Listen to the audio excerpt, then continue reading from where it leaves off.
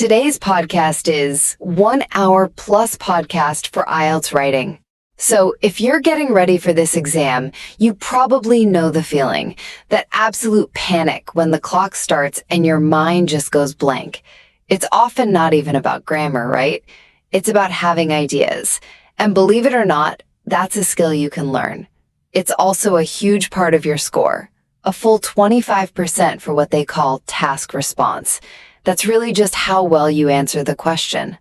Okay, so how do you beat that blank page? Well, first, you need a plan for brainstorming. You could try something like mind mapping, where you draw little branches out from the main topic, or try stakeholder analysis. That's where you just quickly think, okay, how does this affect regular people? How about businesses and the government? The goal here is to get solid points down in less than 4 minutes. All right, next up. Once you have those basic ideas, you've got to develop them. A great way to do that is with the why because so chain. It's super simple. You just ask, why is this true? Because of this reason. So what's the result? Following that little chain is what turns a simple thought into a fully developed argument that examiners are really looking for. And finally, let's talk about that all-important introduction. You want to keep it short and sweet, like 40 to 60 words tops. There are really only 2 things you have to do. 1, paraphrase the topic, so use different words. Don't just copy the prompt. And 2, have a clear thesis statement that tells the examiner exactly what you're going to argue, right from the start. So you see, it all comes down to having a system. Simple, relevant ideas that are explained clearly are always going to score better than some complex philosophy. Like, share, and subscribe to this YouTube channel. On, grammar rules, vocabulary lists, all that stuff. Idioms, collocations, phrasal verbs, the list goes on. But none of it, absolutely none of it, matters if you're just sitting there with a blank page, if you have nothing to actually say. That's the cold, hard truth of it. You could have the most flawless grammar in the world, but if the content isn't there, the score just plummets. It's that terrifying moment, and I want everyone listening to just picture this. You're in the exam hall. It has that, that specific smell of floor polish and anxiety. And you can hear the clock. It's either a physical tick-tock or it's that huge digital countdown timer staring at you from the wall. Exactly. And you turn over the task 2 paper, you read the prompt. Right. And then just nothing. Absolute static between your ears. Tumbleweeds. Just total silence in your brain. Complete emptiness. And that feeling, that panic starts to creep up. You look around and it feels like every single other person is writing like their life depends on it. While you're just staring at this piece of paper, willing the words to appear. So why does that happen? I mean, it's not a question of intelligence, is it? Not at all. And that is, I think, the most important thing to establish right at the beginning of this deep dive. This blank mind phenomenon has absolutely nothing to do with how smart you are. Right. You could be the most opinionated person at a dinner party. You could talk for hours about current events. But in that specific high-pressure environment, the brain just freezes. It's not an IQ issue. It's a biological one. So it's not that I don't know the answer. It's that I literally can't access the answer that's already in my head. That's a perfect way to put it. It's writer's block, but it's amplified by panic. And before we jump into the toolbox of solutions, and we have a lot to get through today, we have to really understand the stakes. Why is this one skill, generating ideas, so incredibly important for your final score? Well, the most obvious one is right there in the marking criteria. Task response. It's 25%. A whole quarter of your mark. A full quarter gone if your ideas are irrelevant or undeveloped. But it actually goes much, much deeper than that. I call it the domino effect. The domino effect. Okay, break that down for me. How can having a weak idea actually hurt my grammar score? That seems disconnected. Think about what's happening in your brain when you're panicking. You're scrambling, you're in survival mode. Right, just trying to find something, anything to write. And when you're in that state, are you going to take a risk with a complex sentence structure? Are you going to reach for that really sophisticated C1 level word you learned last week? No way. I'm going to use the simplest words I know. It is good. It is bad. You play it safe. You revert to your most basic English. You write short, simple, choppy sentences. You repeat vocabulary because your brain doesn't have the spare capacity to think about language. All its energy is focused on the question, what on earth do I say? Ah, okay, that makes total sense. So if we can solve the idea problem first, if we can make that part automatic, it frees up all this mental energy to focus on the language itself. That's the ticket. Good, solid ideas are the foundation for good language. It's what allows you to show off your range. And of course, there's the big one, time. The clock. You have 40 minutes for task 2. That's for planning, writing, and checking.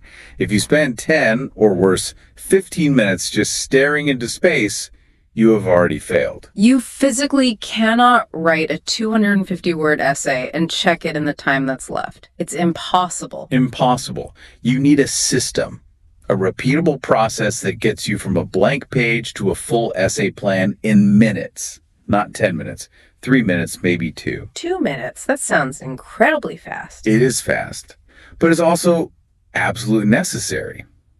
And that's our goal for today.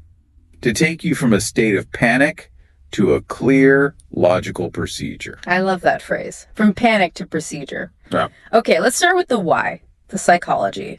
Why does my brain betray me like this? I read, I have opinions. Why can't I think of one reason why public transport is beneficial? It's the classic fight or flight response. Your body, your nervous system, interprets the exam pressure as a genuine threat. It thinks a tiger is about to jump out from behind the invigilator's desk. And your heart starts racing, your palms get sweaty. Exactly. Your system is flooded with cortisol, the stress hormone. And when your body thinks a tiger is chasing you, it doesn't need to philosophize about urban planning, right? No, it needs to run. It needs to run. So the brain cleverly starts shutting down what it deems to be non-essential systems. And unfortunately for IELTS candidates, one of the first things it dials down is the prefrontal cortex. Which is the part that does all the heavy lifting. Logic, planning, reasoning, complex thought. The very part you need to write a good essay. It gets inhibited. So those ideas that are right there, just under the surface, suddenly become impossible to grasp. So step 1 is really just acknowledging that this is a physical thing happening to you. It's not a personal failure. Yeah, that's a huge part of it. Take a deep breath. Wiggle your toes. Remind yourself it's just an exam, not a tiger. But there's a second psychological trick, and I think this one's even more insidious because we do it to ourselves. And that would be the perfectionism trap. Oh, this one is the absolute killer. I see it in coaching sessions all the time. A student reads the prompt, an idea immediately pops into their head, and then this little critical voice says, No, that's too simple. "That's boring. Everyone's going to write that." I need something brilliant, something unique that the examiner has never seen before. They're waiting for this lightning bolt of genius to strike.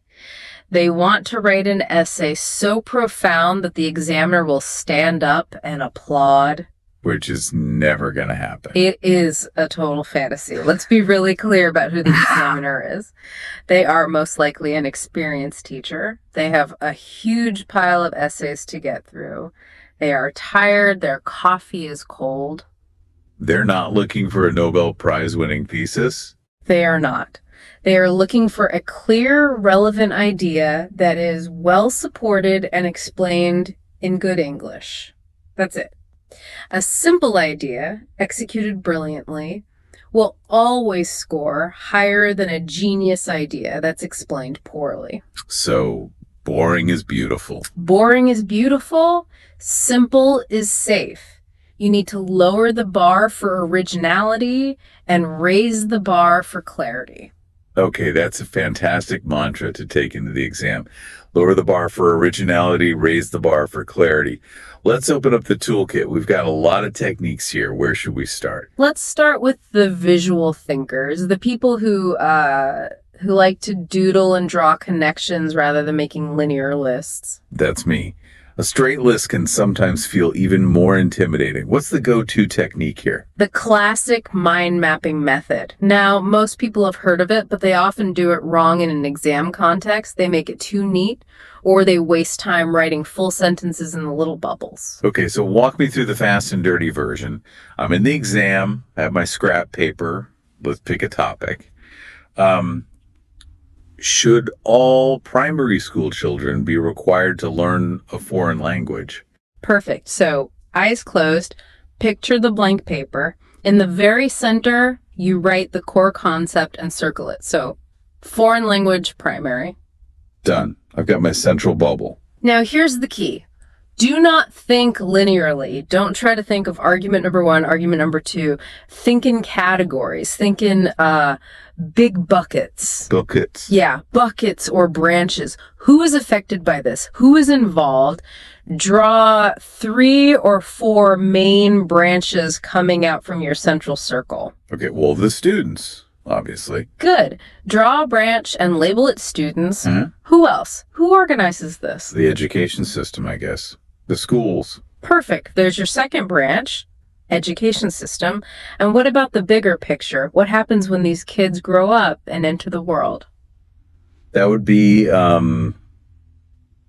society. Or maybe the economy. Let's use both. Society, economy. Mm-hmm. Now you have your main structure. This should take you, 15 seconds? Yeah, no time at all. Now, you just bombard these branches with keywords. Don't filter, don't judge. Go to the students branch. What words pop into your head? Brain development, confidence, being able to travel. Great. Write down brain plasticity, confidence, cultural awareness, just keywords. Now jump over to the economy branch. Okay, economy. That makes me think of jobs, global business. Jot them down. Global market, trade, tourism. Do you see what's happening? You're not trying to write sentences. You're just making associations. It feels a lot less stressful because I'm not committing to an argument yet. I'm just throwing spaghetti at the wall to see what sticks. That's the whole point. It allows your brain to jump around. If you get stuck on the students branch, you don't panic. You just leap over to society and keep the momentum going. And then at the end, I'll have this messy web of ideas. How do I choose? You look at your map and you can see visually which branches are the strongest, the ones with the most compelling keywords. You might look and say, okay, brain plasticity is a really strong point, and so is global job market. Yeah. You circle those two, and that's it. That's my plan. That is your 2-paragraph essay plan. It breaks that linear thinking pattern that causes so many people to freeze. I really like that. But I can also see how a mind map could get a bit chaotic if you're not a naturally visual person. What if the topic is more, structured? Something about government policy or a social issue. For that, you graduate to my personal favorite technique, the stakeholder analysis. Stakeholder? That sounds very businesslike. It is, but it's incredibly powerful for IELTS. A stakeholder is simply anyone who has a stake in the issue, anyone who is affected by it. So the core question you ask isn't what are the arguments, it's who cares about this. Okay, let's test it out. Give me a typical social issue prompt. How about the rise of social networking sites has had a significant impact on society. Discuss the advantages and disadvantages. Oof. Oh, that's a huge topic. Society could mean anything. Don't panic, just ask the question. Who cares? Who uses these sites? Teenagers, young adults. Okay, stakeholder number 1. Teenagers. Who worries about the teenagers using them? Their parents. And probably their teachers. Stakeholder number 2, parents and educators. Who makes money from these sites? The tech companies, of course, advertisers, businesses. Stakeholder number 3, businesses. Now you just go down your list and ask, for this group, is it a good thing or a bad thing? Let's take teenagers. Well, the advantages are connection with friends, creative expression. The disadvantages are things like cyberbullying, mental health issues, addiction. Boom! There's your first body paragraph right there. You've got both sides. Now what about businesses? Advantages for them are targeted marketing, building a brand. Disadvantages could be maybe their own employees getting distracted at work. Perfect. There's your second body paragraph. By breaking down the huge, scary concept of society into specific, real groups of people, the ideas just fall out of the sky. It's like it forces you to consider different perspectives without even really trying to. You're just listing people. It systematizes empathy. You put yourself in the shoes of the parent, then the teenager, then the business owner, and suddenly you've gone from 0 ideas to about a dozen. That is incredibly powerful. Okay, let's change gears. What about questions that involve time? A lot of prompts are about trends. In recent years, more people are, or the way we work is changing because of technology. Ah, yes, the change over time questions. For these, the time frame technique is your best friend. It's almost deceptively simple. It's just past, present, future. That sounds too simple. How did that generate a whole essay? Let's use an example. A common one is, people in many countries are living longer than ever before. What problems does this cause, and what are the solutions? If you just stare at that, you might get one idea, like, healthcare costs more. Yeah, that's about as far as I'd get before I got stuck. Okay, so now let's apply the timeline. First, the past. What was the situation like, say, 50 or 100 years ago? Well, life expectancy was much lower. Elderly people were usually cared for by their own families at home. It was more of a family responsibility. Good. Now, the present. What's the situation right now because of this change? We have what they call an aging population. Our healthcare systems are under massive strain. The pension systems are struggling to cope. Perfect. Now, the future. If this trend continues, what's going to happen in the next 20 or 30 years? What are the potential solutions or consequences? We might need things like robotic caregivers. Or governments might have to, raise the retirement age to 75 or 80. Now stop and look at what you just did. You've created a natural story. Quote, in the past, care for the elderly was a family matter. However, in the present day, this has shifted to a societal problem straining public services. Therefore, looking to the future, we must explore radical solutions like automation or policy reform. Wow, it basically writes the essay structure for you. It naturally creates that problem-solution flow. That's the magic of it. The present usually contains the problem, and the future naturally leads you to think about solutions.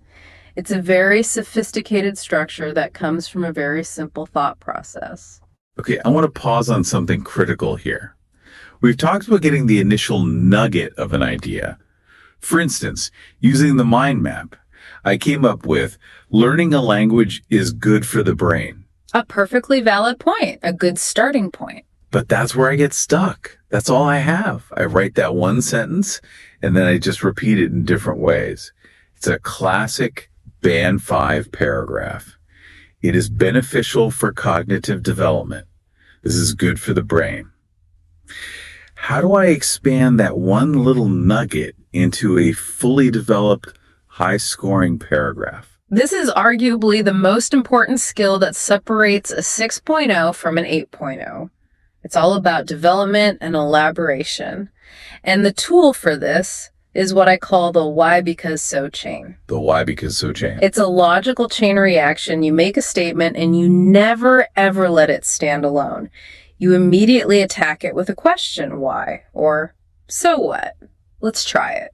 Give me another bland, simple idea, let's say, about the topic of urban green spaces, like parks. Okay. City parks are important. Terrible. I mean, it's true, but it's going nowhere. Now, let's put it through the chain. First question, why are they important? Because they provide a place for people to relax. Better. Now ask. Because of that, what happens? What's the specific mechanism?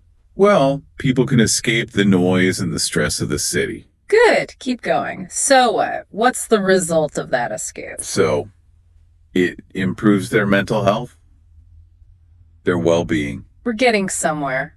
Go one step further. And then what? What's the broader benefit to the city? And then there's a top here. Well, a happier, less stressed population is probably a more productive and a healthier population, which reduces the burden on public health services. Now look at the full chain you just built. You went from city parks are important to urban green spaces are crucial because they offer residents an escape from the stress of city life. This opportunity for relaxation has a direct positive impact on mental well-being, which in turn leads to a healthier, more productive populace, and can even reduce the strain on public healthcare systems. That sounds like it came straight out of a textbook. And all we did was repeatedly ask why, and so what? It forces you to go deeper to explain the cause and effect, which is the very definition of a well-developed argument. That is such a powerful tool. It stops you from just making a list of undeveloped points. Parks are good. They have trees. People like them. Which is what we call a laundry list essay. Examiners can spot them a mile away and they do not score well. Okay, so let's move on to those really tricky question types. The discuss both views and give your own opinion prompts. Ah, yes, the balanced argument questions. My problem here is this. What if I genuinely believe one side of the argument is completely wrong, or frankly, just stupid? Ah, yes. Some people believe that governments should not fund the arts, while others believe this is a crucial investment. And maybe you're an artist and you think the first view is just barbaric. Exactly. Or something like single-sex schools versus mixed schools. I went to a mixed school. I loved it. And I think single-sex schools are an archaic idea. My mind goes completely blank when I try to think of arguments for them. This is where you have to become an actor. You have to completely detach your personal opinion from the task. The technique is the perspective shifting method.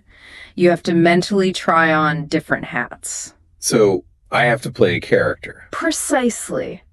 You don't have the ideas, but a character would. So let's take single-sex schools. You personally think they're a bad idea, but now put on the old-fashioned strict head teacher hat. What does that character believe? That character would probably say, boys and girls are a distraction to each other.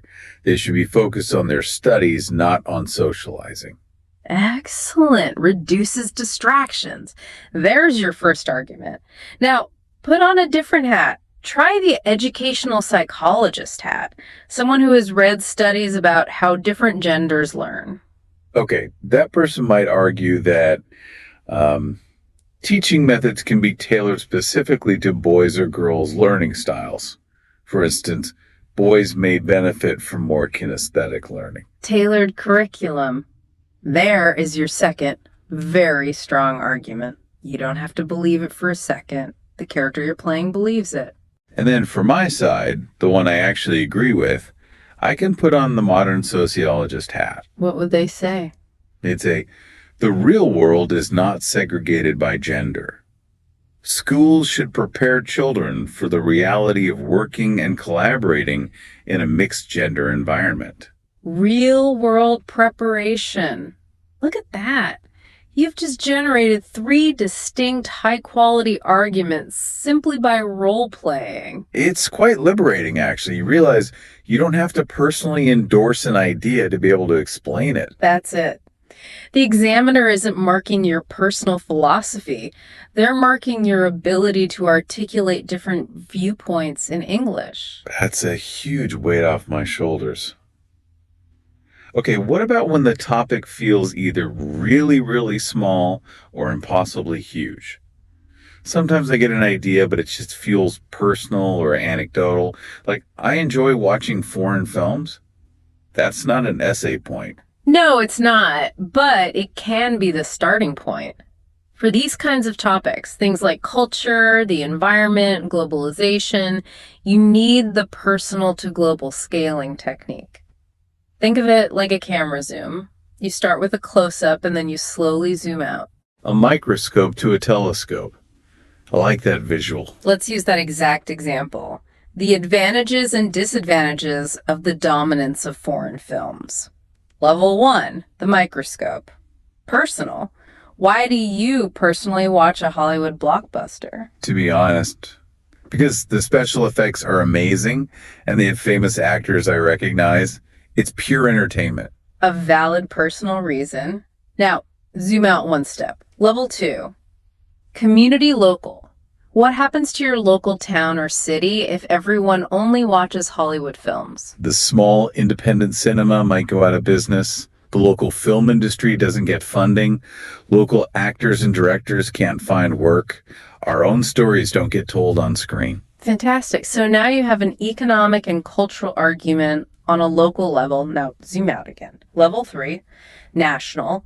What's the impact on the country as a whole? It becomes about national identity, doesn't it? If all our media is from another country, we might start to lose parts of our own culture, our own language, our own values. Cultural erosion or cultural imperialism. Excellent. Now zoom out one last time. Level 4, global. What does this mean for the world? Well, you risk a kind of global monoculture. Every city starts to look and feel the same.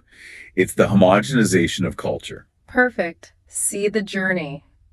You started with, I like cool special effects, and you ended your brainstorming with global cultural homogenization.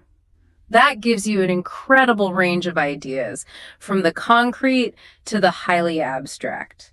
And it guarantees you don't just stay stuck in your own personal bubble, but you're also not floating around in vague concepts without any grounding. That's the balance. It elevates the personal and grounds the abstract. Okay, let's get a bit more analytical. Some questions are very structured comparisons. The classic. Compare the advantages and disadvantages of living in a large city with living in the countryside. My fear here is that I'll just start rambling and my essay will be a mess. It can easily become a mess. Cities are busy, but the country is quiet, but cities have jobs, but the country has fresh air. You need a more systematic approach. You need the comparison matrix. A matrix, so like a table or a grid. Exactly. Either on your scrap paper or just in your mind, picture a simple 2x2 grid. The two columns are city and countryside, and the rows are your points of comparison. What category should I use for the rows? Stick to the universal ones. Things like employment, cost of living, services like healthcare and education, and say lifestyle or social life. Okay, so I've got my grid. Now you just fill in the boxes. It's like filling out a form. Let's do it. Employment. City, more opportunities, higher salaries, career progression. Yeah. Countryside, fewer options, maybe more seasonal or agricultural work. Good. Next row, cost of living. City, very high, especially housing. Countryside, generally much cheaper. Next row, services. City, you've got everything on your doorstep, hospitals, universities, public transport. Countryside, you might have to travel a long way for a specialist doctor or a good school. Do you see how mechanical and efficient that is? It is. It takes the creativity out of it in a good way. It's just a data entry task. And in an exam, that kind of boring efficiency is exactly what you want. It guarantees that you will have a balanced argument because you're forced to consider each aspect for both sides. You won't write 200 words about pollution and completely forget to mention jobs. And that balance is critical for those discuss both views type questions. Absolutely essential. Okay, let's look at hypothetical or future-focused questions again. We talked about the past, present, future framework, but what about more speculative prompts? What would be the consequences if all university education was made free? For that, you use the what if scenario technique. This is where you get to play futurist a little bit. You take the prompt and you follow the logical chain of consequences. Let's use your example. What if university was free for everyone? Don't just give one answer. Create a few different scenarios. Scenario A, the student perspective. Okay, well, more people from poorer backgrounds could get a degree. It would increase social mobility. Good. Scenario B, the university perspective. The universities would be flooded with applications. Classes would be huge. Maybe the quality of teaching would go down because they're underfunded and overcrowded. An excellent counterpoint. Scenario C, the government economic perspective. The government would have to pay for it, so taxes would have to go up significantly. But in the long run, a more educated workforce might lead to a stronger economy. You see, you're not just giving one simple answer. You're exploring the complex knock-on effects of the policy.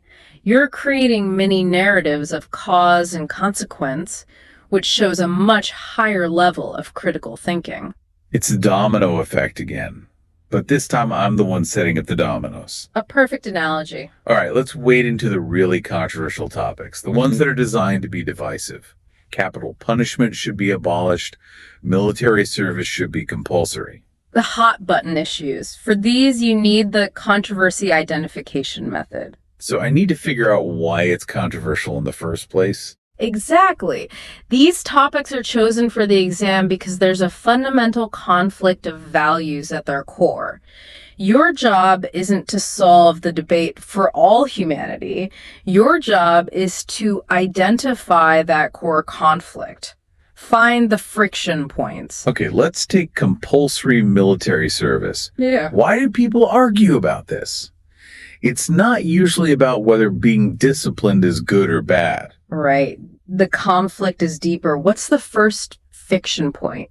It's about individual freedom versus the needs of the state, isn't it? There you go. The core value of individual liberty is clashing with the value of national security or social duty. That clash is what your essay should be about. Okay, what's another friction point for that topic? What about fairness or equality? How so? Well, is it truly fair for everyone? Could wealthy individuals find ways to avoid service while it falls disproportionately on the poor? Does it interrupt a crucial period for education or career development? So it becomes a debate about equality of sacrifice. That's a much more sophisticated argument than just saying it's good for discipline. By identifying these deep value conflicts, liberty versus security, equality versus efficiency, tradition versus progress, you elevate your essay from a simple list of pros and cons into a truly thoughtful discussion. That's where the top band scores are hiding. That is absolutely where they are. Let's talk about a different kind of problem. When the prompt is really abstract and honestly a bit dry. Something like the role of government in funding the arts. My brain just goes fuzzy. Yes, abstract prompts are a major cause of writer's block. So the trick is not to start with the abstract. You start with something concrete and work backwards. This is example first, reverse engineering. Okay, so give me a concrete real-world example related to government funding for the arts. Think of a national museum or a public broadcaster like the BBC or PBS. Okay, I can picture the British Museum. Why does the government give it money? Why is it free to enter? So that anyone, rich or poor, can see these amazing things. To make culture accessible to everyone. There you go. You've just reverse engineered your first abstract principle. Public funding ensures cultural accessibility and treats art as a public good, not just a luxury product. Now think another concrete example. Picture a struggling young musician playing on the street. Okay, they're talented, but they're not making much money. Why not? In a pure free market, why isn't their talent enough? Because Yeah. the market doesn't always reward that kind of art.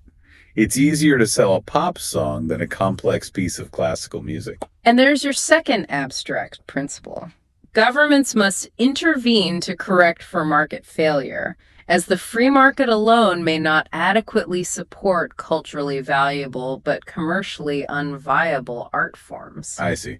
I started with a museum and a busker, things I can actually visualize, and I extracted these really sophisticated economic and social arguments from them. It's so much easier to work from a story to a theory than the other way around. Our brains are wired for concrete examples. Start with the story. I love that. Now, for the problem solution essays, is there a rule for pairing things up? An ironclad rule. The problem solution pairing must be direct and logical. This is a trap so many students fall into. Give me an example of a bad pairing. A student might write, "A major problem is the severe air pollution caused by heavy industry." And then in the next paragraph, they write, "A solution to this is to teach children about recycling in schools." Right. I mean, teaching kids is good, but it's not going to stop the smoke coming out of the factory tomorrow. It's a total mismatch. The examiner looks at that and thinks you're not thinking logically.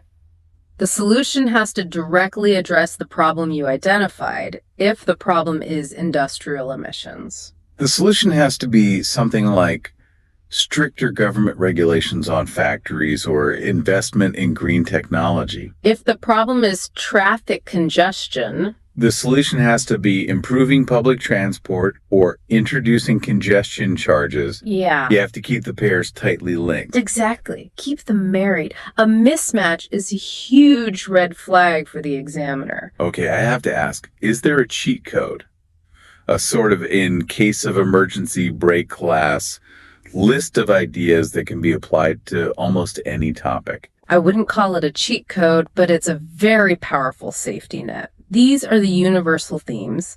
The idea is that almost any complex IELTS topic can be broken down into a few fundamental human tensions or debates. So what are they? There are a few key pairs. For example, individual versus collective, short-term versus long-term, tradition versus progress, and maybe equality versus efficiency. Let's put it to the test. Give me a random topic. Space exploration. Easy. Short-term versus long-term. It costs a huge amount of money right now, which is a short-term pain, for the potential long-term gain of new discoveries or even saving humanity.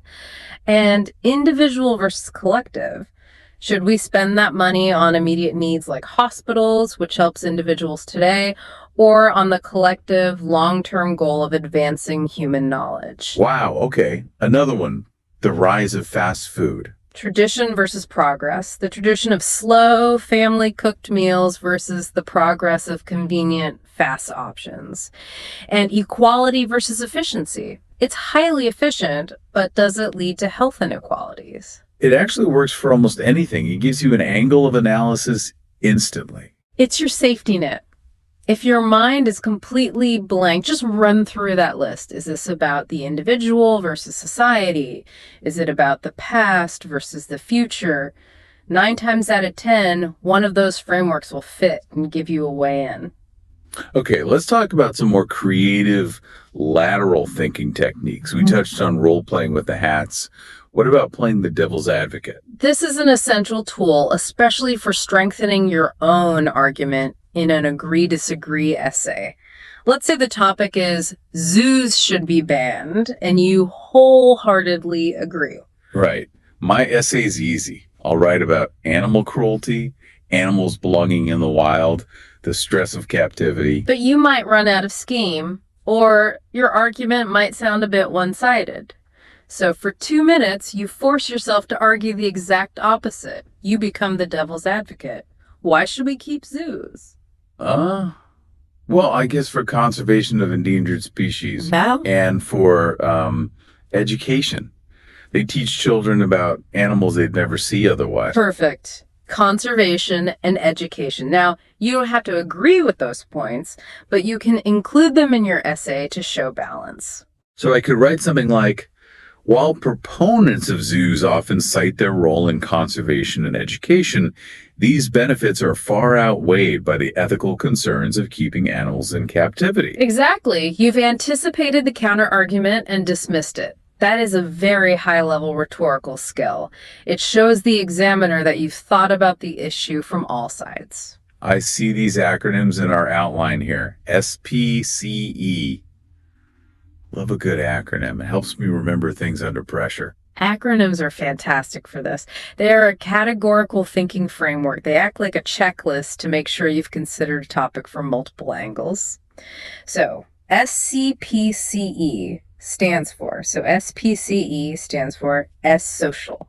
So SCPCE stands for E economic. So SCPC stands for P political. So SCPCE stands for C cultural. So SCPCE stands for E environmental. Let's start with a big topic like globalization. Just run through the letters. S. Social, increased migration, mixing of populations, potential social friction. E. Economic, free trade, multinational corporations, loss of local jobs. P. Political, international cooperation, but also a loss of national sovereignty. C. Cultural, the spread of ideas and food, but also the risk of cultural homogenization we talked about. E. Environmental, the carbon footprint of global supply chains. In 30 seconds, we've just generated 5 completely distinct angles for an essay, just from one word. It's incredibly effective. And there are others you can use depending on the topic. For health, you might use PMESF.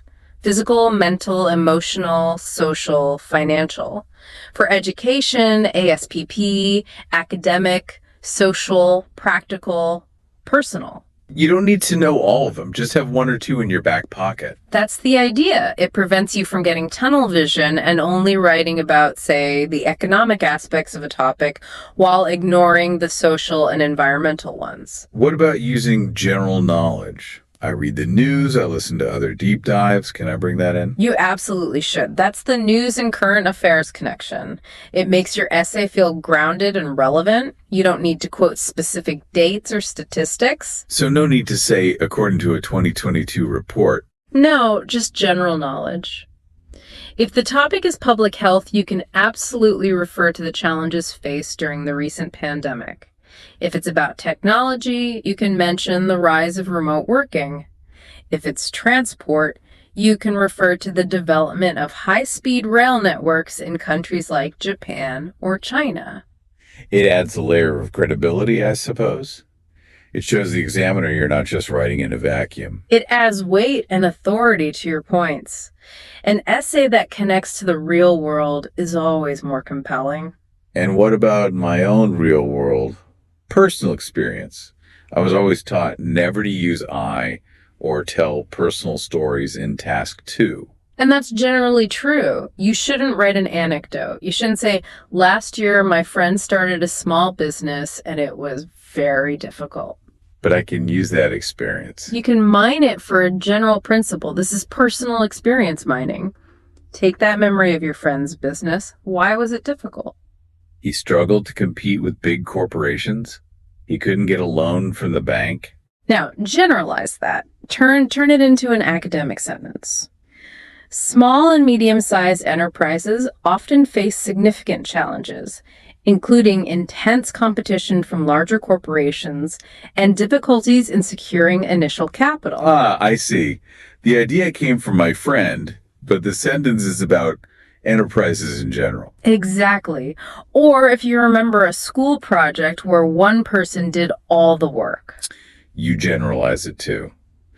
Collaborative learning environments can sometimes lead to an inequitable distribution of workload, potentially causing friction within the group. You're taking the raw material of your life and you're refining it into an academic argument. It's a fantastic source of ideas that people often overlook. Okay, wow. We have just generated an absolute mountain of ideas using all these different tools. Now I have the opposite problem. My scrap paper is full. I have too many ideas. This is a much better problem to have, but you're right, it is still a problem that needs to be solved. Because if I try to cram 15 ideas into a 250-word essay, it's going to be a complete mess, isn't it? It will be a disaster. It will be that laundry list essay we talked about, a series of points with no development, no depth. You'll get a low score for task response. So we have to be ruthless. We have to filter. This is section 8, synthesis and prioritization. You need to apply the 3-question filter to every idea you've scribbled down. Point to an idea on your page. Ask yourself, can I explain this clearly and in detail? If it's a super complex idea you only half understand, get rid of it. Okay, be honest with myself about my ability to explain it. 2, can I support this with a reason or an example? If you can't think of an example, the idea is probably too weak. An idea without an example is just an opinion. And 3, and this is the most important one, is this directly and specifically relevant to the question asked? If it's a tangent, even a brilliant one, it gets 0 marks. That 3rd one is the silent killer. I can see the word technology and want to talk about my new phone, but the question is actually about the impact of automation on employment. And that's an instant fail on task response. You must answer the question, not the question you wish they had asked. So what's the magic number? After filtering, how many core ideas should I be aiming for in a standard essay? Far fewer than you think. For a discuss both views essay, 2 strong, well-developed ideas for each view. That's it. For an agree-disagree essay, 2 or 3 strong ideas supporting your position, and maybe 1 paragraph acknowledging the counter-argument. For a problem-solution essay, 2 problems, 2 matching solutions. So the mantra is depth over breadth. Always. I would rather read an essay that explores 2 ideas brilliantly than one that mentions 10 ideas superficially. Depth over breadth. That needs to be written on the wall. Okay, let's talk about practice. This all sounds fantastic in a calm conversation, but how do I get fast enough to do this under intense exam pressure? You train for it like a sprinter. You don't run a full marathon every day. You do short, intense drills. I call it the daily practice regime. So what does that look like? Every day, you find a new IELTS Task 2 prompt online. You set a timer for just 3 minutes. And in those 3 minutes, you do not write the essay. You only create the plan. So just the mind map or the stakeholder list? Just the plan. On Monday, use a mind map. On Tuesday, try a stakeholder analysis. On Wednesday, use CEPI-E. By doing these short drills over and over, you build the mental muscle memory. Your brain will start to recognize question types and automatically suggest a framework. So you're not reinventing the wheel every time. You're not. And I also recommend keeping an idea journal.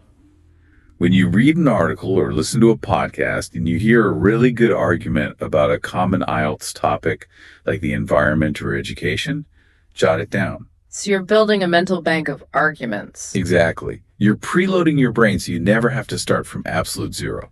Speaking of which, you mentioned topic banks earlier as well, having pre-prepared frameworks for common themes. Yes, the IELTS world is finite. The same themes come up again and again. You should have a few go-to debates ready in your mind for each one. It's often academic skills versus holistic development. It's often privacy versus convenience. It's security versus flexibility. Or health, prevention versus treatment. By having these core tensions preloaded, when you see a question about health, your brain immediately pulls out that file and you're already halfway to having an argument. Okay, we are getting close to the end, but we have to cover the emergency scenario. I want to role play this. I'm in the exam. I've panicked. The clock shows I have exactly 60 seconds left to create my plan before I absolutely must start writing. Talk me through it second by second. Okay, deep breath. Here's the 60-second emergency generator. Seconds 0 to 5. Just identify the question type. Is it agree, disagree? Problem solution. Just know what kind of essay you have to write. Seconds 5 to 15. Grab your pen and physically underline the keywords in the prompt. What is the absolute core topic? Seconds 15 to 35. Pick one go-to technique and just do it. Don't waste time choosing. My recommendation for speed is stakeholder analysis. Just lists 3 groups: individuals, businesses, government. Seconds 35 to 50. For each stakeholder, generate 1 keyword or example. Student stress, government costs. Seconds 50 to 60. Look at your keywords and circle the 2 or 3 strongest ones. That is your plan.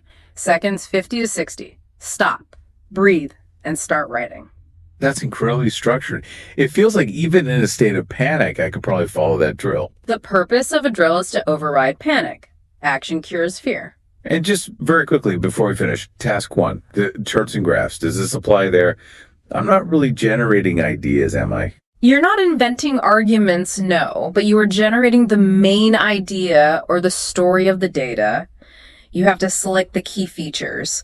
For a line graph, you use categorical thinking.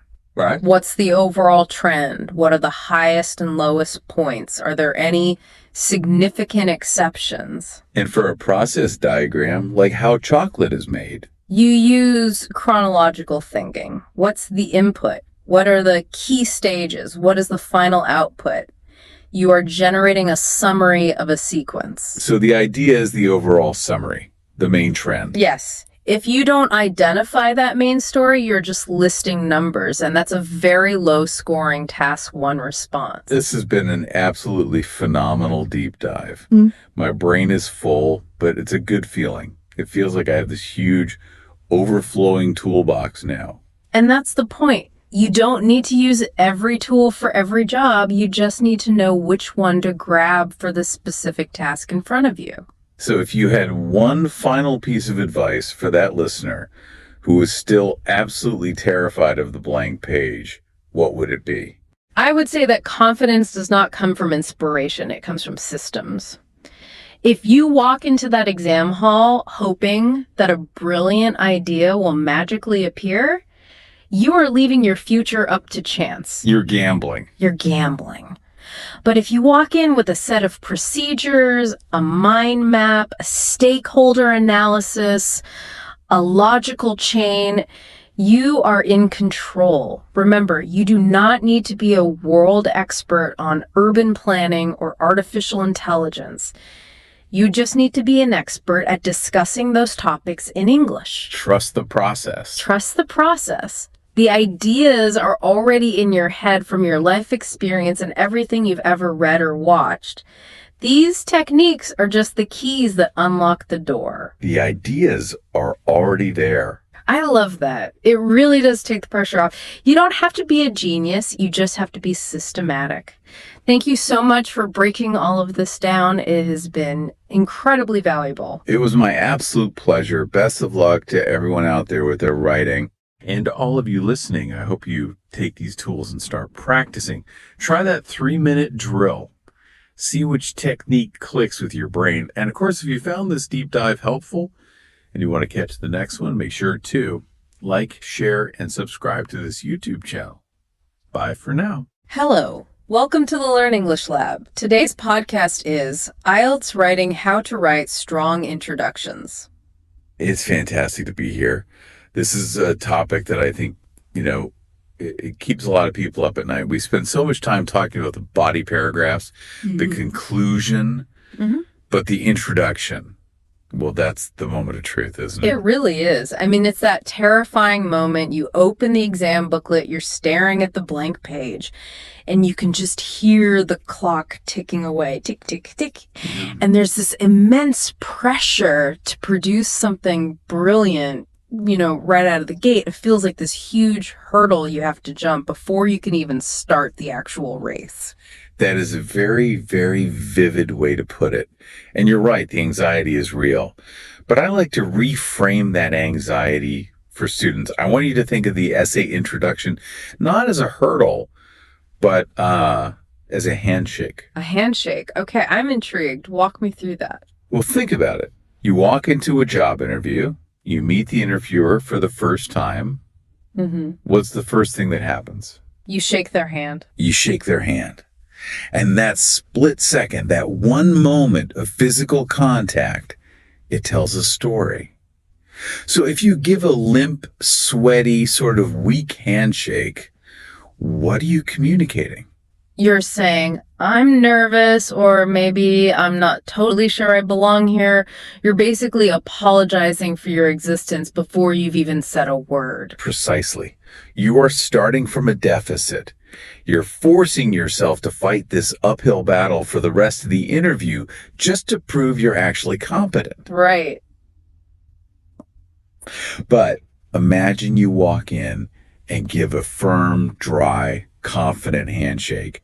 You look them right in the eye. What does it say? That says, I've got this. It signals competence, confidence, immediately. That is exactly what the introduction does for your IELTS examiner.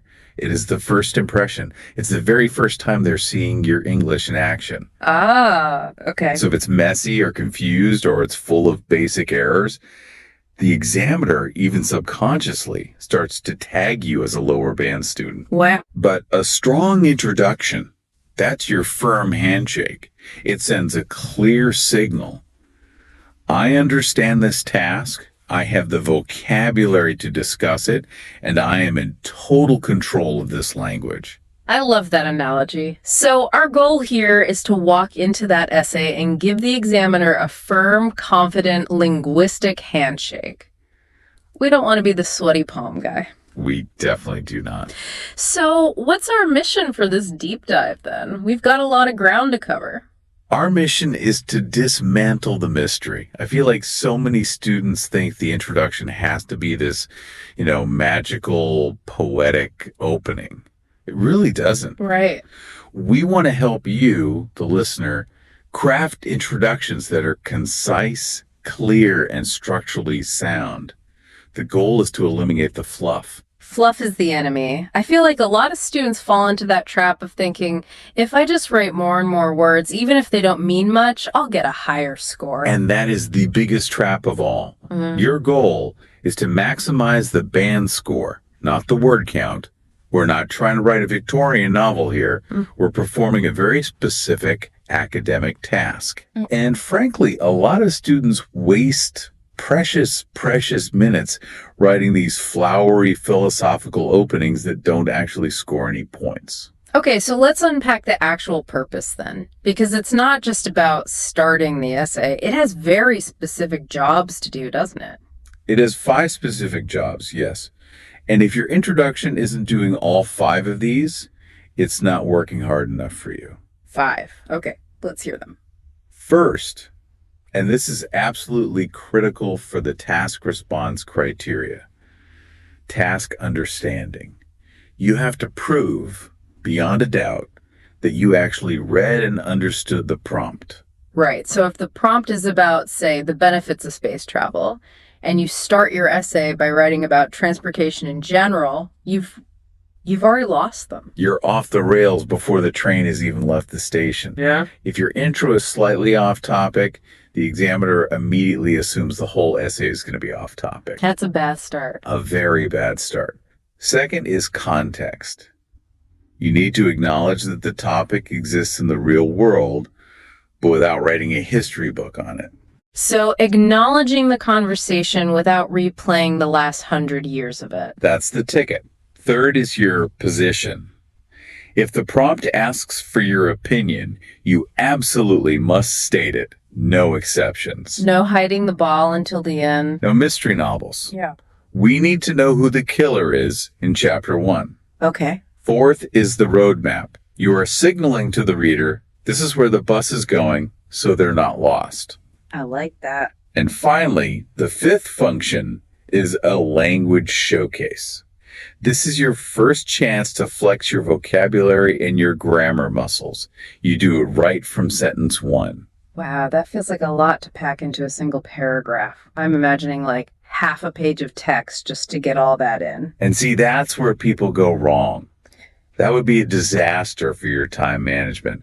The beauty of a great introduction is that you can do all of that in just 2 or 3 sentences. Wait, really? Just 2 or 3? That is the ideal length. We are talking, maybe 40 to 60 words total. Lean and mean. That is a huge relief.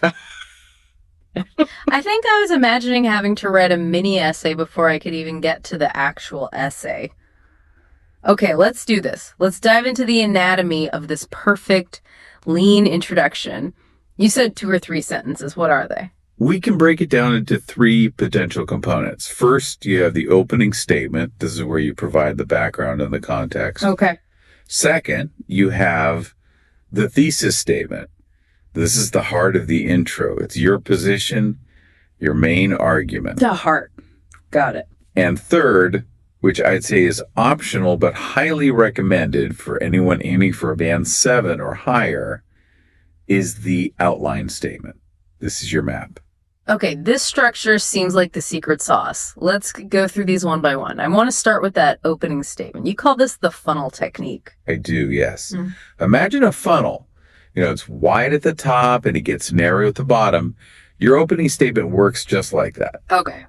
You want to start with a general idea that sort of covers the whole topic, but then you very quickly zoom in to the specific issue that's in the prompt. Can you give us an example? Let's use a common topic. Something about unpaid community service for high schoolers. Perfect example. Let's say the prompt is, some people believe that unpaid community service should be a compulsory part of high school programs. Okay? Yeah. Now, a weak opening, the anti-funnel, if you will, would just be to copy that sentence word for word. Some people believe that unpaid community service. Yeah, that's just a copy-paste job. It shows 0 skill. Correct. You are telling the examiner, I can read your question, but I might not be able to write my own sentences. Right. A strong opening using that funnel technique might sound something like this. The role of volunteer work in adolescent education has become an increasingly debated topic in recent years. Oh, I see exactly what you did there. That's very clever. You didn't say unpaid community service. You used volunteer work. And you didn't say high school programs. You said adolescent education. Just paraphrased it. And notice the scope. It starts broad, the role of volunteer work. But it immediately connects it to education, which zooms us right into this specific lane of the prompt. Yeah. It sets the stage perfectly without giving away the ending yet. It feels sophisticated. It sounds like the first line of an article in a serious magazine or something. Okay, so that's the opening. Now we get to the thesis statement. You called this the heart. Because it is. This is the critical moment. This is where you answer the specific question that was asked. And this is where so many students, so many, lose points because of what we call fence sitting. Fence sitting, meaning they're just afraid to pick a side. They're acting like a politician. Exactly like a politician. The prompt asks, do you agree or disagree? And the student writes something vague like, this is a complex issue with many interesting viewpoints on both sides. And the examiner's sitting there just screaming internally, but what do you think? That's it. Ambiguity is a point killer. You need to say, I agree, or I disagree, or I partially agree. You must be definitive. So using that same community service example, let's say I think forcing kids to work for free is a bad idea. What would a good thesis look like? A strong, clear thesis might be, while I recognize there could be potential benefits to such programs, I firmly believe that making them obligatory could undermine their very purpose. It's clear. You're saying, I see the potential benefits, so you're being balanced, but you are firmly against making it mandatory. Boom. Your position is crystal clear. And notice, it's not rude or aggressive. It's academic. I believe making such programs obligatory could undermine their purpose. It uses concession that, while I recognize part, which adds a layer of nuance. I like that a lot. Now, that third part, the outline statement, you said this one is optional. It is debated in the teaching community. Some instructors say it's unnecessary. that it's a bit too formulaic. Okay. But my view, and the view of many high-level examiners, is that for high achievers, it strengthens the essay significantly. It acts as that map. It tells the reader exactly what to expect. But there's a catch, isn't there? There's a big style warning here. A massive one. Let me guess. It's the robot voice. It's in this essay I will discuss. Yes, you nailed it. You must avoid that robotic, mechanical phrasing.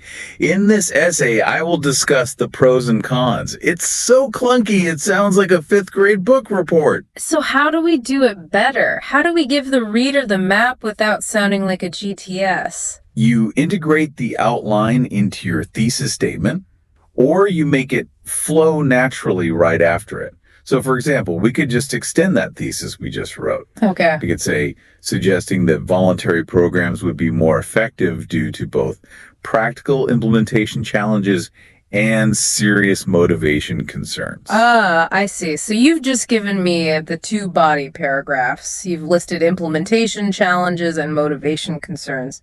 So now I, as the reader, know that your first main paragraph is going to be about implementation and the second is going to be about motivation. Spot on.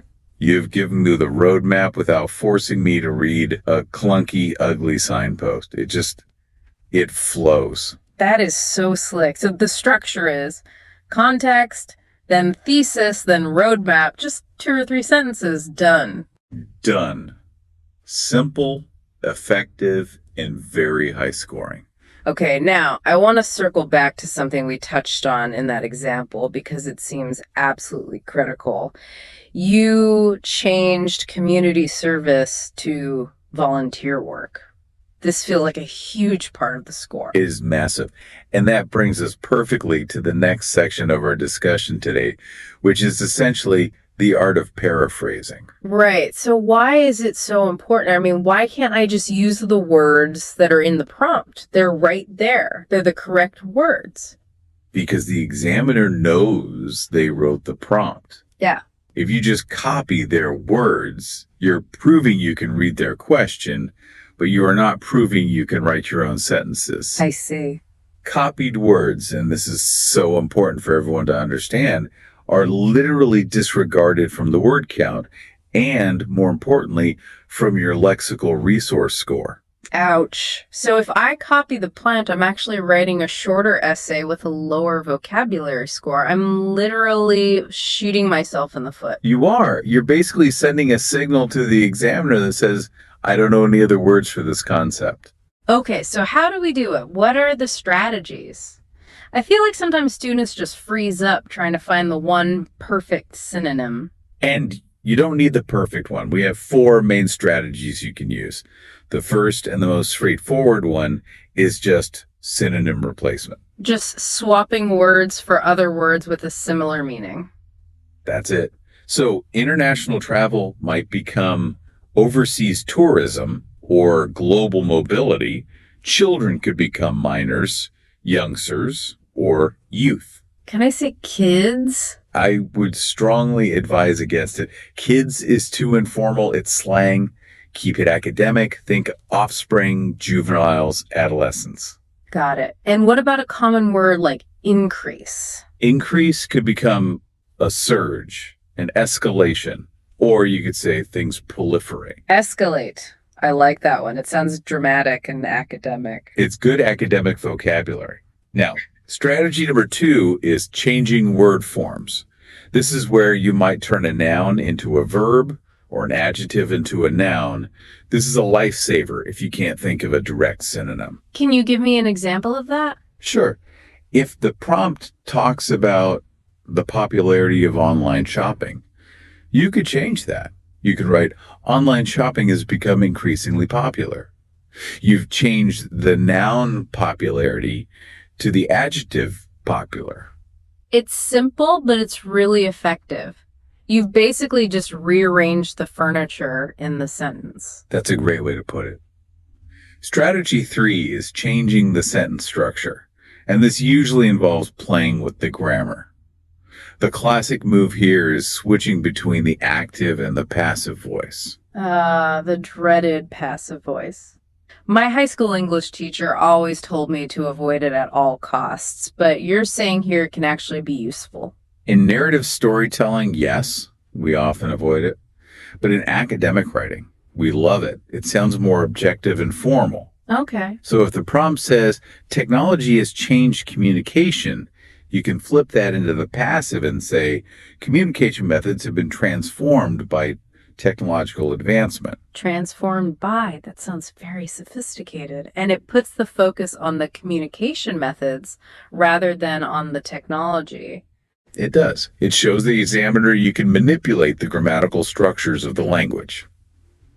Now, strategy 4 is what I call the combo. This is for the test takers who are hunting for those band 8 and band 9 scores. The combo. This sounds like a move from a video game. It is the ultimate move. This is where you use multiple strategies all at once. Let's look at a case study. Imagine a prompt about prison versus rehabilitation. Okay. The original sentence might say something simple like, longer prison sentences are the best way to reduce crime. Okay, a very common IELTS topic. Longer prison sentences. How do we combo that? We might paraphrase that as, the effectiveness of extended incarceration versus alternative rehabilitation approaches has long been a contentious issue in criminology. Whoa. Okay, let's break that down. Longer prison sentences became extended incarceration. That's synonym replacement. And best way became the effectiveness of. Right. Changing the word form and the focus of the sentence. We're not just swapping individual words. We're capturing the deeper nuance of the debate.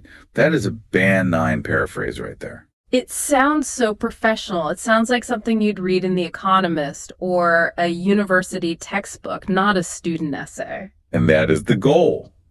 You want the examiner to forget for a moment that they're grading a student's essay and feel like they're reading a piece written by an educated peer. So we have the anatomy, we have the art of paraphrasing, but I know, and I'm sure our listeners know, that not all IELTS questions are created equal. A problem solution essay is not the same as an agree-disagree essay. Does the introduction need to change? The core principles, the funnel, the clarity, they all remain. But the structure of your thesis statement has to shift. You need to tailor your handshake to the person you're meeting. Right. You wouldn't shake hands with your new boss the same way you shake hands with your best friend, right? Right. Fair point. No. So let's run through the strategies by question type. Let's start with the most common one, the opinion or the agree-disagree question. The requirement here is crystal clear. You must state your position immediately. Don't be shy about it. So what's the structure for that? It's simple. Paraphrase the topic, then state your position, whether you agree, disagree, or partially agree, and then, ideally, hint at your main reasons. Can we have an example? Let's say the topic is government funding. The introduction could be, the allocation of public funds is a persistent subject of debate. While transport infrastructure is undeniably important, I firmly believe that investment in healthcare and education should take precedence. Should take precedence. Very strong. Very clear. Okay, what about the discussion question? The one that says, discuss both views and give your opinion. This is the true one. The nuance here is that you absolutely must acknowledge both sides in your introduction before you give your own opinion. Okay. If you just jump straight in with, I think X, you haven't fulfilled the task requirement of discussing the other view. You fail the task. So you need to be a bit more of a diplomat in this one. Exactly. Think of yourself as a diplomat. The structure is paraphrase the debate, then acknowledge there's merit in both sides, and then gently hint at your own personal stance. So something like, while both approaches offer distinct advantages in the field of education, the final choice ultimately hinges on a student's specific field of interest. That's perfect. You're saying, I see you point A, I see you point B, but here's where I stand. Got it. Next up, problem solution questions. Here, the requirement is to identify that a problem exists and to mention that solutions are needed. You don't need to list every single solution in the intro, but you do need to signal that you're going to discuss them. So maybe something like, the rise of urban anonymity increasingly generates social disconnection, a problem which, though serious, can be mitigated through targeted community initiatives.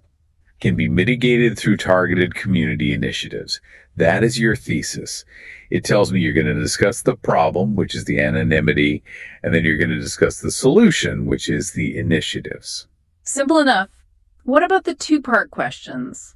These are the ones that ask, for example, why is this happening? And is this a positive or negative development?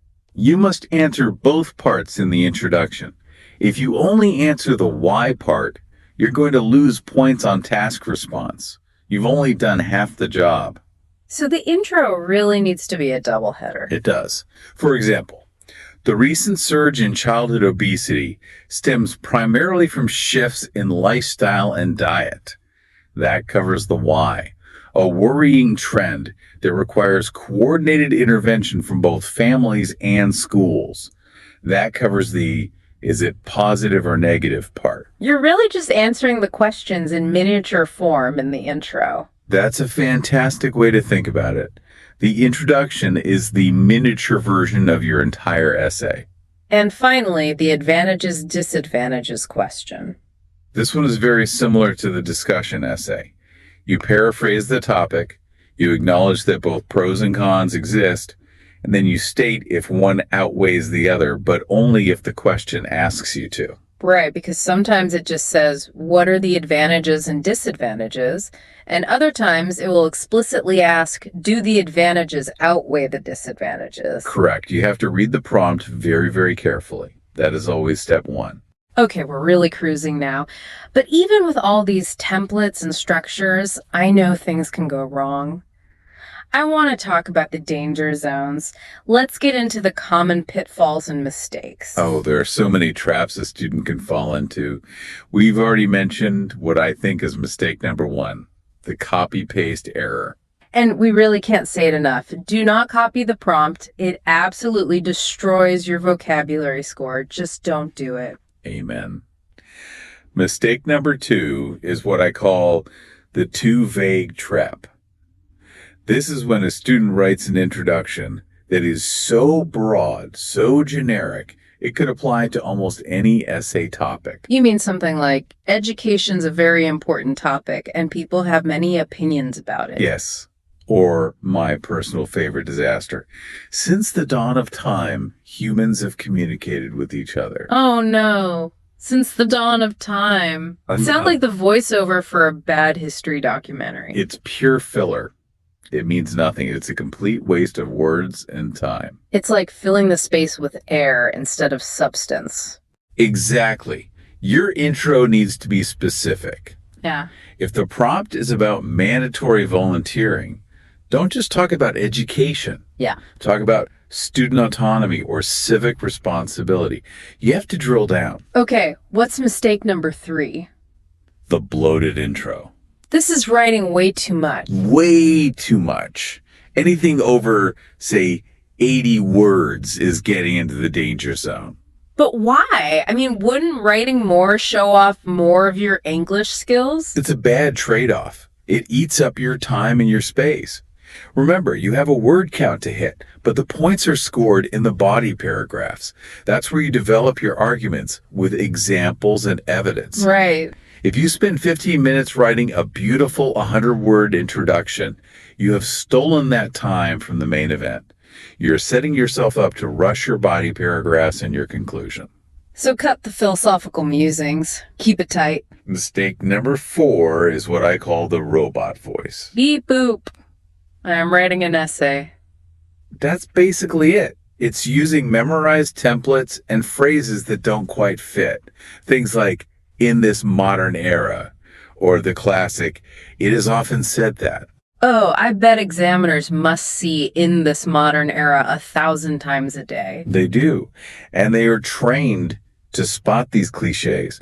They sound unnatural and they lower your score because it shows you're relying on a memorized script, not your own flexible language skills. It feels fake. And what's mistake number 5?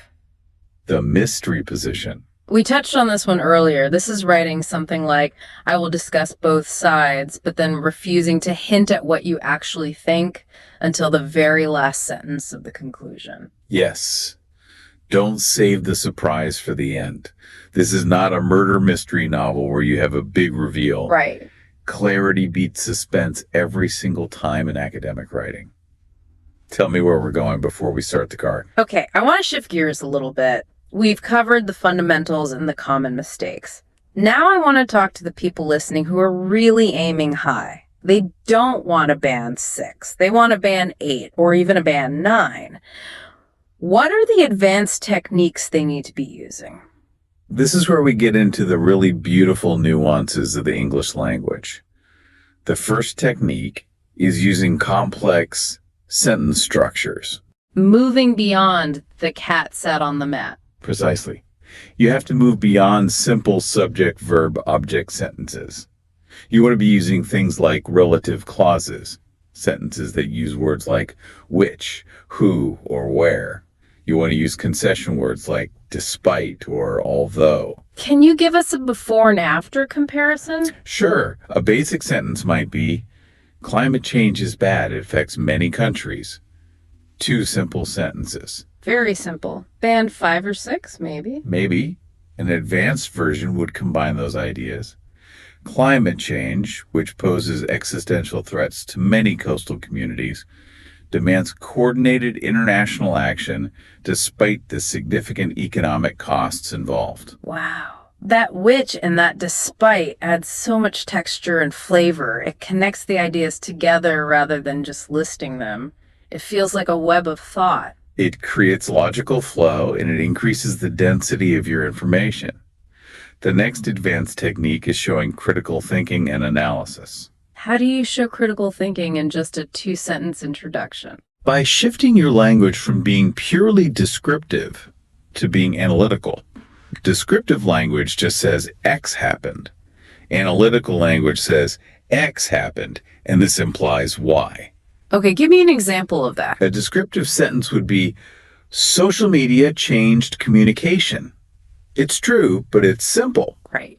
An analytical sentence would be, the rise of social media didn't just change communication, it fundamentally altered the nature of human connection. Ooh, fundamentally alter the nature of human connection. That sounds so much deeper. It shows you aren't just looking at the surface of the topic, you're thinking about the deeper implications. You're thinking like a university student, not just a high school student. I love that. Okay, what's next on the advanced list? Hedging. Hedging. Yeah. Like in gardening. Or maybe in investment banking. More like in academic rigor. You see, good academic writing is rarely absolute. It avoids strong, absolute words like always, everyone, or never. Because almost nothing is always true. Exactly. There are always exceptions. So instead of making a blanket statement like, technology improves educational outcomes, which can be easily disproven. Right. You would say technology can significantly enhance educational outcomes, or technology tends to improve outcomes. See the difference? It's harder to argue with the second one. It's more precise, and it protects your argument. It actually makes you sound smarter because you're acknowledging the nuance of the world. Indeed. Next up is a big word, nominalization. That sounds like a complicated medical procedure. I'm sorry, sir. You need an emergency nominalization. It's a linguistic procedure. It just means turning verbs or adjectives into nouns. It's a key feature that makes writing sound more formal and academic. How does that work in practice? Okay, take a simple phrase like, companies are becoming more global. Global, there is an adjective. If we nominalize it, we can create a phrase like, the globalization of corporate operations. The globalization of corporate operations. Yeah, that sounds much heavier. in a good academic way. It allows you to pack more information into the subject of your sentence. It is a true hallmark of high-level academic writing. And the final advanced technique. Using impersonal constructions. This means reducing your use of "I think" in favor of more objective-sounding phrases like "it could be argued that," or "the prevailing view holds that." So it shifts the focus from me, the writer, to the argument itself. Yes. Just makes your argument feel more objective and less like just your personal subjective opinion. These are fantastic tips, but I can hear our listeners thinking, this is all great, but I have to do all of this in a 40-minute essay, and I still have to write the body and the conclusion. So let's talk about practical application and time management. The time crunch is absolutely real. In our breakdown, we recommend a very strictly limited timeline for writing the introduction. 7 minutes, max. 7 minutes, that is it. If you spend more than 7 minutes on your introduction, you are stealing valuable time from the rest of your essay. So walk us through those 7 minutes. How do we spend them effectively? Okay, minute 1. Analyze the question. Read it 3 times. Underline the keywords. Yes. Identify the question type. Decide your position. Do not overthink it. Just pick a side that you can defend with 2 or 3 ideas. Don't have an existential crisis in minute 2. Just pick one and go. Correct. The examiner does not care what your opinion is, only that you can support it well. Minute 3. Plan your paraphrase. Quickly make mental notes or jot down a few synonyms for the keywords. Okay. Minutes 4 and 5. Write the opening and the thesis statement. Just get the words down on the paper. Add your outline statement if you're using one. Yeah. And the most crucial minute 7. Review. Quickly check for any obvious grammar or clarity mistakes. That is an incredibly tight schedule. You have to be so disciplined. You do. But with practice, this 7-minute routine becomes second nature. It becomes automatic. And we should probably mention the reality of handwriting. Oh, yes. That's a huge point. Yeah. If you are taking the paper-based test, you have to remember that handwriting is much slower than typing for most of us today. We're so used to keyboards. Right. Your practice needs to be analog if your test is going to be analog. Don't practice on a laptop if you're going to be using a pen on test day. That muscle memory really matters. And what happens if you just get stuck? You're sitting there, the clock is ticking, and you have writer's block on a synonym. Oh, that's the worst. You're trying to think of a better word for important, and your brain just goes completely blank. My advice is, do not panic. If you can't find that one perfect word, just describe the concept instead. Or use a simpler, correct word and move on. Significant, vital, key. Getting stuck on one word for 3 minutes is a complete disaster for your time management. Yeah. Flow is much more important than finding one perfect synonym. And what about tone? We've talked about being academic, but what does that mean in practical terms? In practical terms, it means maintaining what we call cultural neutrality. You have to avoid idioms or slang like kids or stuff. You wouldn't want to write "it costs an arm and a leg." Right, because the examiner might be from a different culture and not know that specific idiom. And you should also avoid region-specific assumptions, like saying, like we do here in my country. Keep it global. Aim for a semi-formal tone. You're not writing like Shakespeare, but you're also not writing a text message to your best friend. So how do we get good at this? We can't just listen to this deep dive once and then magically become Band 9 writers. We need a practice plan. You absolutely do. We recommend a simple 8-week roadmap. 8 weeks? Give us the highlights of that. It starts with an analysis phase. For the first couple of weeks, just read Band 8 and Band 9 model essays. Dissect them. Look at how those writers built their introductions. Okay. Then you move to the imitation phase. Try to rewrite those good introductions, but in your own words. Then comes production. Start writing your own introductions under timed conditions. Aim for that 5 to 7 minute window. And finally, the refinement phase.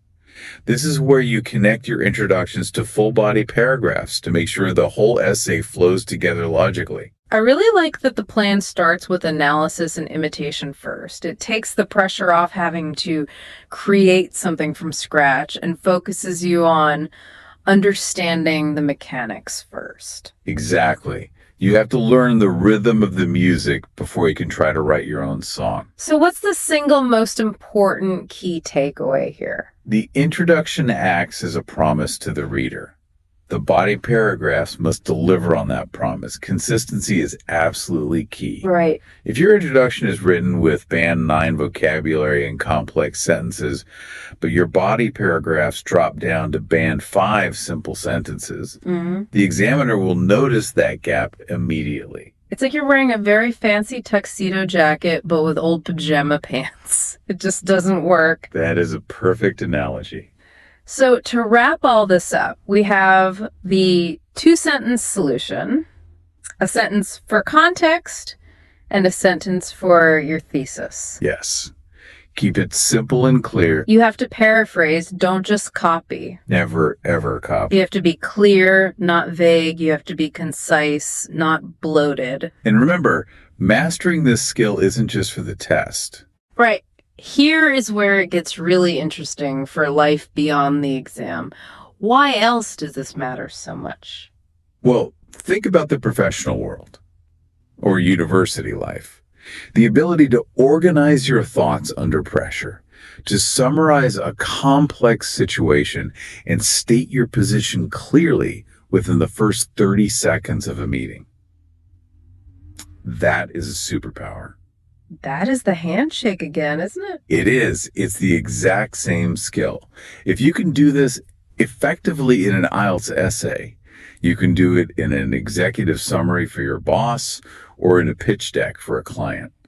It is a fundamental communication skill that will serve you far, far beyond the exam room. That's a fantastic perspective. It's not just about getting a score. It's about training yourself to become a clearer, more effective thinker. That is the ultimate goal, yes. Well, I feel ready to go write an introduction right now. Maybe not for a full essay, but at least for a strongly worded email. That counts. It's all practice. Thank you so much for breaking this all down for us. It feels so much less daunting now. My pleasure. Just remember the key principles.